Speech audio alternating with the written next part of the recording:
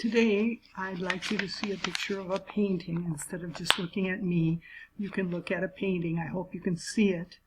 I'm just trying it out today. There it is. I guess you can see at least partially the painting. Okay, I'm going to continue talking about the same idea of how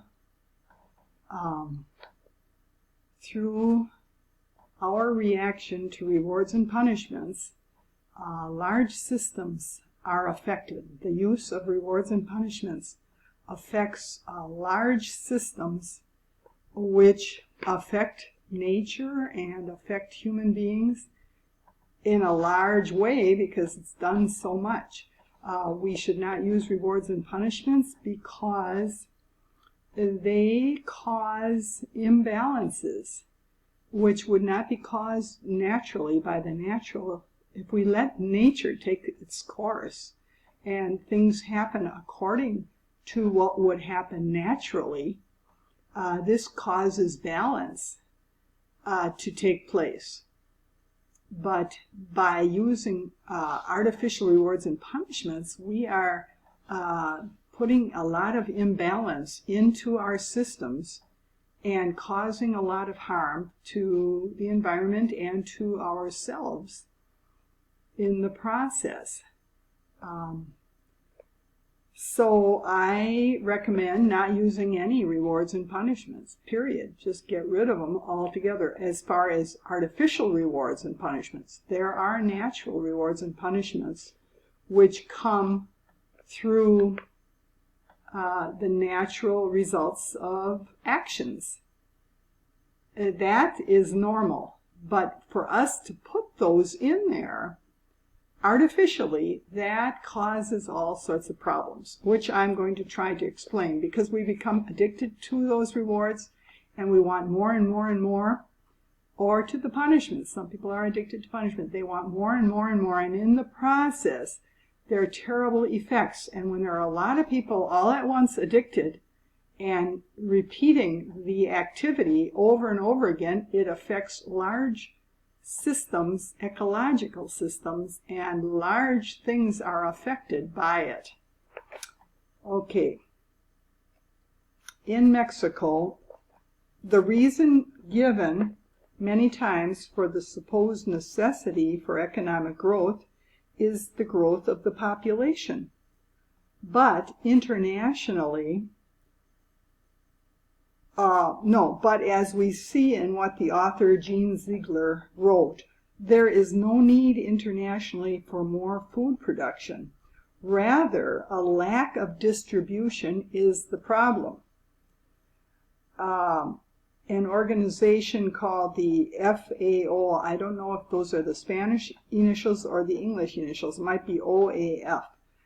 Anyway, it gave the first statistics that show that worldwide agriculture in the present state, I'm translating this from Spanish, according to caloric norms of the United Nations, is capable of feeding 12 million people. This was from around 1992, so we at that time were about 4.8 million at that time, but every day more than 40,000 people died of hunger. So we had enough to feed 12 million. We only had 5 million about, and yet 40,000 died of hunger every day. This shows that it is not necessary to grow, at least not at that time, in agriculture. What we needed was better distribution of food. Okay, here's another example of what is happening in regard to wanting more and more growth and all the results that come from it.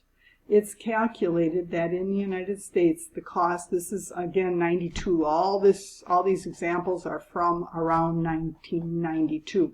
which is 30 years ago. So it has, since we did not stop this type of activity, since then we've been continuing with rewards and punishment manipulation. It has gotten much worse, but at that time it was already very bad. It is calculated that in 1992 that in the United States the cost of correcting environmental problems would be between 500 billion and 1.2 trillion. This would cover the whole problem. The cost would be paid over 30 years. But this no doubt would not include many future costs, only damage which was already done up to the time of the study. So it would be this amount plus future costs. And even if the higher 1.2 trillion amount is spent, this will not take care of all the problems either. There still would be some very toxic sites closed off to human entry, such as nuclear toxic sites. So in the process, we are wrecking the environment in the process of rewards and punishment and our addiction to them. Now that there is here's the next example. Now that there's an awareness of the high cost of waste disposal in the state of Wisconsin, the passage of a new law in 1992 was planned around that time. It was planned whereby the producers and therefore the cause of the problem would be charged. The producers of pesticides, etc., would pay certain costs, and the farmers who use them also would have to pay costs. The situation was studied and costs were divided up according to a plan that seemed somewhat fair and reasonable, but it was not developed soon enough. Some who had already benefited from the lack of regulation were not being taxed for past costs in damage done to the environment, and more importantly, real costs of harm done by pesticides and other artificial products is probably a lot higher than just the cost of waste disposal. So real costs could be cost to health and cost to the environment, which we cannot bring back, losing a lot of species, things like that. Another example of high costs connected with contamination, also from Wisconsin, has to do with cars. Owners of cars that did not pass emissions tests were being charged up to $450 for bringing them up to standard. There was also a cost for the implementation of the new regulation, which would be paid for from sales taxes and taxes on industry and from motorists. This was in addition to Wisconsin's share of the federal cost of $50 billion. That's just for cars. And that was did not pay for all the global warming which has come about. In addition to the high cost of correcting environmental problems, there are some things that can never be corrected unless perhaps the earth was allowed to heal itself. But as you can see, we continued for the past 30 years, and we did not allow the earth to heal itself. This can only happen if human beings stopped causing the problems. This is what some scientists have stated about the deterioration of the ozone layer. Because of the huge size of the problem, there was no hope of scientific resolution. You couldn't invent something that would close that ozone hole because the problem was too big. Only with a change in our own behavior was there a chance for the world to remake itself on its own.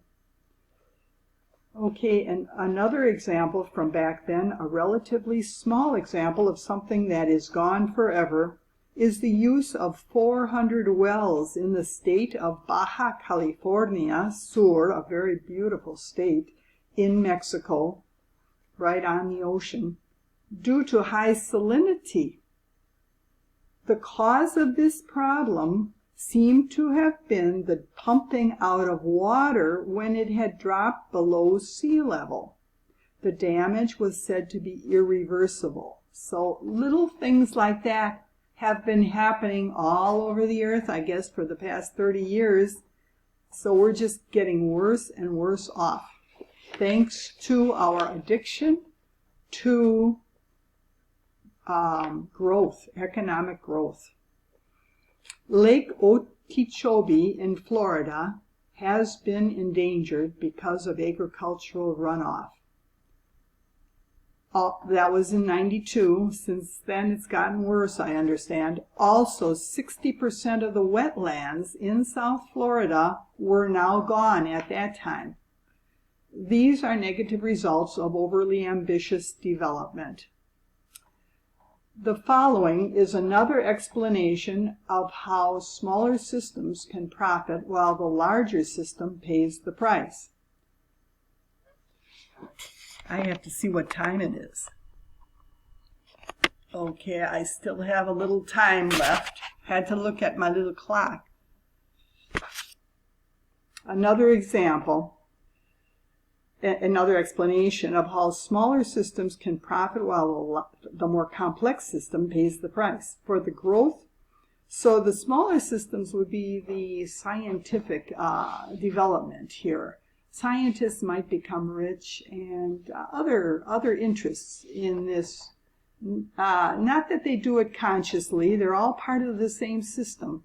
We are all in this system, and we have to be careful about what we take in exchange and what we are doing in the process. We have to understand better what our actions are so that we don't cooperate with this. A lot of people cooperate, and very sincere people trying to help the world. They may be actually hurting the world if they're playing along with these reward and punishment systems. For the growth of production of certain agricultural crops, a big loss has taken place in diversity within nature. During the Green Revolution, so-called better seeds were introduced. Farmers worldwide began to use those seeds and stopped using thousands of varieties of seed. With this use, seeds have also disappeared. In India, where there had been 30,000 varieties of rice, now 75% of them come from only 10 varieties. So they have a lot less diversity in their rice. A repository of 86,000 varieties of rice is maintained by scientists, but that costs more. It was better when the indigenous people did that automatically, and they would maintain many varieties just by using them. What used to be taken care of naturally by farmers now more and more has to be taken care of by so-called experts, probably at a much higher cost. Another way species are lost is by the conversion of natural or agricultural land to urban use by developers. It is estimated that in California, this was in around 92, an amount of land equal to the size of San Francisco is lost every 6 months to urban development. There is a natural cost in this. How much diversity, how many trees are lost? What is lost in nature by developing so fast? We could use, in Milwaukee, for example, today there are many empty, big buildings empty right near where I live. These buildings, I believe, might be used rather than building new structures and taking from nature. Why not continue within our limits to use what we already have to live in and to use for whatever we need them, instead of letting them sit around empty? In an experiment reported in Chapingo magazine, this was in Mexico, it was stated that irrigation water from a certain area should not be used too much because of what it contained, among other things, salinity. Salinity in water can be a result of man's actions also. After it begins to occur, the cost is higher for farmers in the area because water cannot be used as easily as it could before. Water is very important. In Milwaukee we have water, but there are places where there's less and less water, of all things to lose. We don't want to lose that